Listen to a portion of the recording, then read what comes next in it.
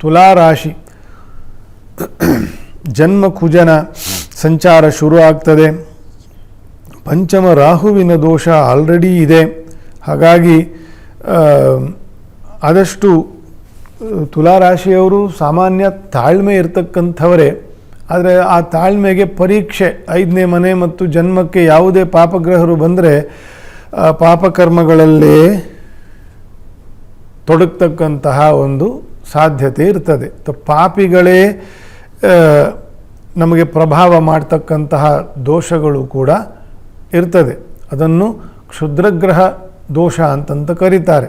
ನಮಗೆ ಇಷ್ಟ ಇಲ್ಲದೆ ಹೋದರೂ ಪಾಪಿಗಳ ಸಂಘ ಮಾಡ್ತಕ್ಕಂಥದ್ದು, ಪಾಪ ಕರ್ಮದಲ್ಲಿ ತೊಡಗ್ತಕ್ಕಂಥದ್ದು, ಅಥವಾ ಪಾಪ ಚಿಂತನೆಯು ಮನಸ್ಸಿಗೆ ಬರ್ತಕ್ಕಂಥದ್ದು, ಈ ರೀತಿಯೆಲ್ಲ ಜನ್ಮ ಮತ್ತು ಪಂಚಮದಿಂದ ನೋಡಬೇಕು ಅಂತಂತ ಶಾಸ್ತ್ರ ವಿಷಯ. ಅಂತಹ ಸಮಯ ನಡೀತಾ ಇದೆ ತುಲಾರಾಶಿಯವರಿಗೆ.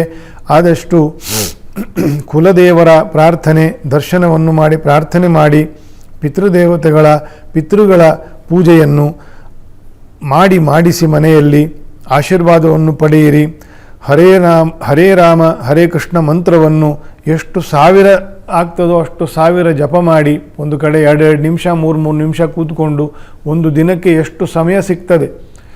ನಮಗಾಗದೇ ಇಲ್ಲ, ಫುಲ್ ಬ್ಯುಸಿ ಇರ್ತೀವಿ ಅಂತಂತ ನೀವು ಎಲ್ಲಿರ್ತೀರೋ ಅಲ್ಲೇ ಕೂತು ಜಪ ಮಾಡಿ. ಬಸ್ಸಲ್ಲಿ ಕಾರಲ್ಲಿ ಹೋಗ್ತಿರ್ತೀರಿ, ಆಫೀಸಲ್ಲಿ ಕೂತಿರ್ತೀರಿ, ಮಧ್ಯದಲ್ಲಿ 2 ನಿಮಿಷ 3 ನಿಮಿಷ ಟೀ ಕುಡಿಯೋಕ್ಕೆ, ಕಾಫಿ ಕುಡಿಯೋಕ್ಕೆ 10 ಸತಿ ಟೈಮ್ ಸಿಗುತ್ತೆ. ಹರೇ ಕೃಷ್ಣ ಮಂತ್ರ ಜಪ ಮಾಡಲಿಕ್ಕೆ ಟೈಮ್ ಸಿಗಲ್ವಾ?